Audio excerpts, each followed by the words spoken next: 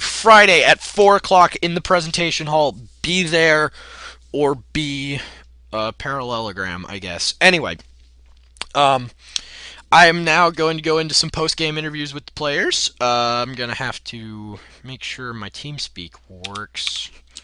Get my TeamSpeak casting all set up, because I was casting by myself today and I was not ready to hear another player's sweet, sweet voice on the interwebs. And let's check Justin TV to see how many people are watching. Probably 0. You guys are probably all going to be watching this in the VOD. If anyone watches this in the VOD, might be the best schizophrenic person ever, just sitting in my room talking to myself, pretending like I have friends. Forever Alone, yes, somebody take my face, put the Forever Alone guy on it. I would not mind. Just be sure to get a picture of me casting, because when I'm not casting, I actually do have friends, I think. So, we have a beautiful grand total of 5 viewers! We have fans! We did it! Oh no, we have 3 viewers. We don't have fans. We have failed. Lateralis is apparently someone's teacher. I find that hard to believe because, no,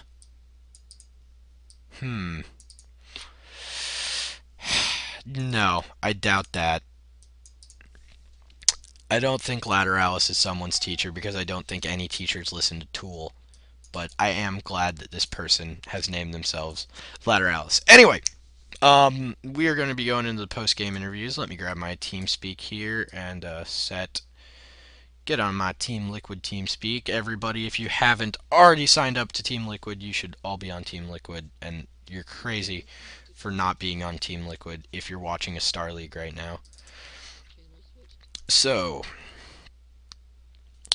alright, post-game interviews.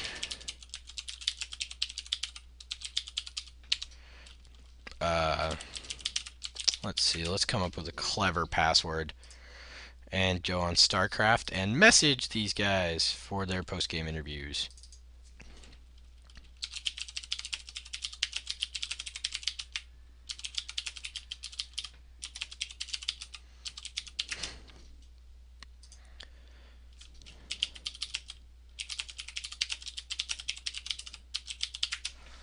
Okay, and now if I set my TeamSpeak preference to casting, there we go.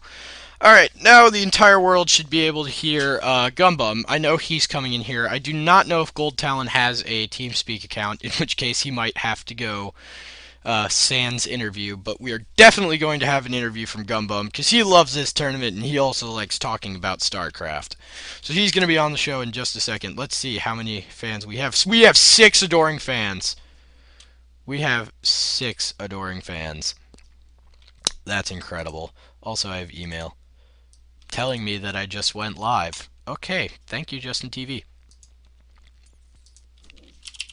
Alright, it looks like Gumbum is going to be joining us for his post-game interview. And it appears that Gold Talon has just decided he doesn't want to be interviewed because he's not cool. I am going to quit StarCraft, just because Flash Media Encoder eats my processor. And StarCraft also eats my processor, and they're not multi-threaded, and User joined boo your all you channel. software developers working on 2-core stuff. So, make my 8-core computer work. Anyway, Gumbum, you can join. Are you here? Can I not hear you? Am I being completely rude? I'm here. Oh my god, I can't hear you. Okay, hold on. Playback profile. Capture profile.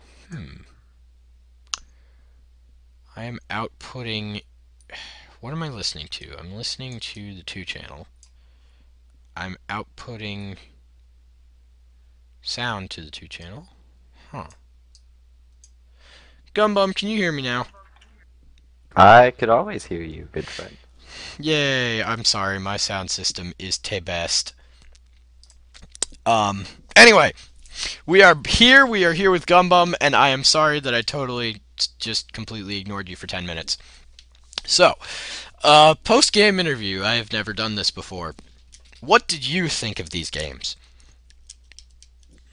Well, it was definitely a curveball getting ZVZ.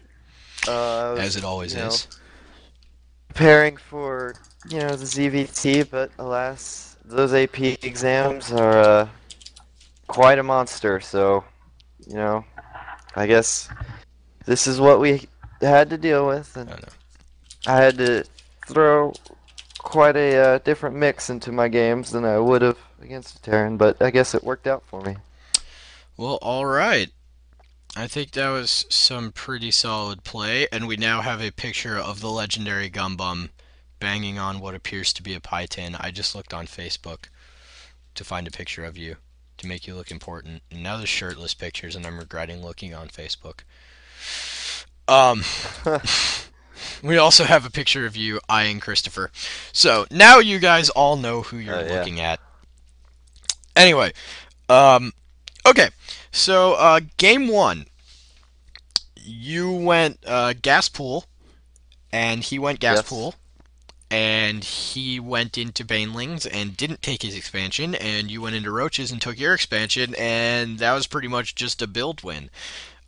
Did you know that he would be doing That that? Did you? sounds to me like game three. No, game one was identical actually. In game one, there were no banelings.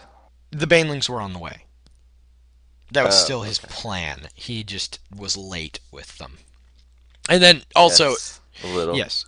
So, yeah, did you have that scouted? Were you aware of that? Were you just going Roaches to play it safe? Like, were you blind? Where was your decision making coming from? Um, well, in the game, I always like to go 14 pool, 14 gas, and ZBZ because you can pretty much never lose off a build order with that opening. Hmm. But then, the choices are, fast tech, roaches, or banelings because, or in some cases, lings, but I generally don't do that.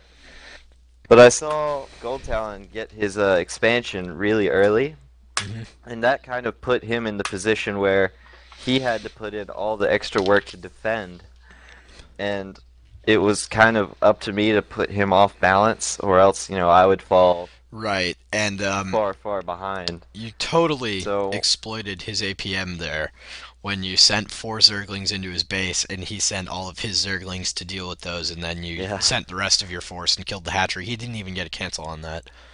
So, yeah, serious I economic didn't. damage. I didn't expect to do much to the drones with those four Zerglings. I was just Right, hoping to pull back the lings, but which is that worked exactly out better what than you do expected. every game against me. Yeah. Look over here, your third's dead. So, But once I sniped the hatchery, that snowballed really hard because yeah, he was down 300 minerals, and once I had the roach tech out, it just kind of yeah. compounded to the end. As Zerg versus Zerg does, that's one of the snowballiest matchups in the game, period. So, I agree. I have to say though, I was really impressed by Gold Talon. Last time I played him, he was banking over 1,000 minerals. He didn't really seem to have solid scouting information. He was just kind of, he was just not as good of a player. But today, he wasn't necessarily making the best decisions, but I really liked what I was seeing. His macro was solid. He was trying to go in the right direction. So I think it was really cool watching him evolve, and he's definitely a better player than he was when I played him, and I can't wait to play him in the bronze match. I think that's going to be really fun. Yeah, I think he's progressed. Hmm. Although I don't think today was necessarily the best showcase for that, I could Right. definitely tell he has definitely improved. Yeah, yeah, yeah. Okay, so game two. You made roaches. He made mutalisks. This sounds like the perfect scenario for him, but you made it all happen. Did you? Now, when I saw that Hydralisk den go down, I did you know that he had mutas? Did you just assume that that's the tech path he would be going? Like, where did that brilliant flash of divine Hydralisk inspiration come from? Uh, Thousands of games of beating my head against the wall where mutalisks just don't work.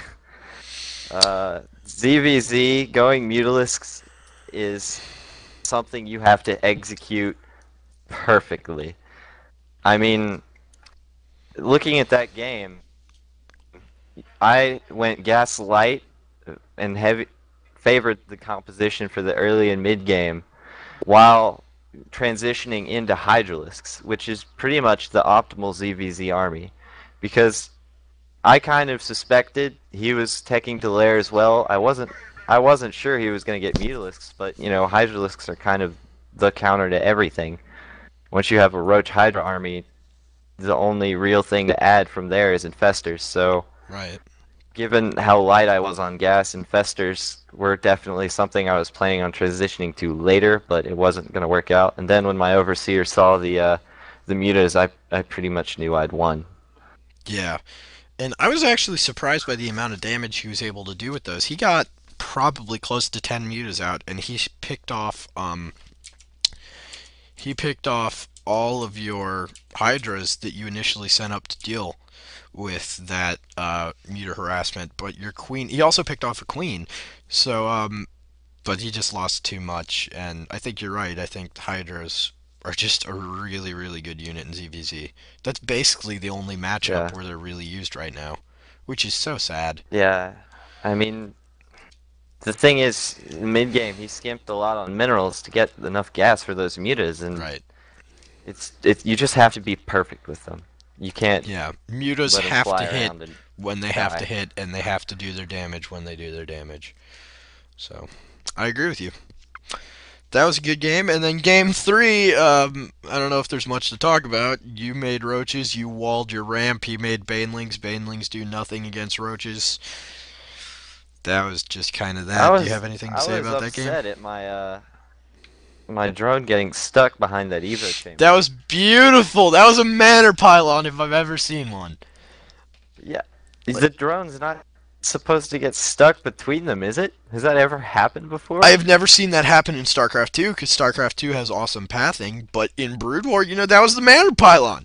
You put it there, and Yeah, like I three or mean, four harvesters couldn't get back to their thing, and that was perfect, and he did it. I love that. that was frustrating. And You then the see, other I had thing, a wonderful build planned out for that. yeah, what were I you gonna was do? going to do my Ling build with the Evo chamber Oh at yeah, 24 definitely. gas, but I was going to get ranged attack instead of melee attack because, I've taught Joshua my build. Right. So I thought that would be like a cool way to catch him off guard, but when you started funneling Lings out to the side, like thinking I didn't know, I don't that see was what you did there. yeah. Yeah. You gotta However, learn those overlord positionings. the thing I found really funny is you actually let his Evo chamber stay alive long enough. He might have been able to finish an upgrade. Really? I think he could have, because your ranged attack finished before you killed his Evo chamber. I think, or something. It was close, Oh whatever yeah? it was. But if I were It him, was a I little totally. bit after, I'm pretty sure. But I mean, I would have gone for it. I would have just thrown the money in, and if I got an upgrade out of it, I got an upgrade out of it, and if I didn't, I'd just cancel it and build a couple roaches or Yeah. something. But I thought that was pretty funny how lax you were with dealing with that.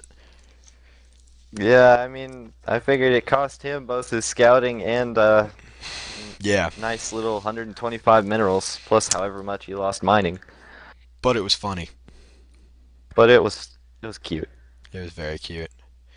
Just like I was playing a guy yesterday on ladder, and I put a smiley face. I don't. You were there. I donutted all his Yeah, I was marauders, there. and I sent him a smiley face, and I was like, "I'm Cruncher." If only. Okay.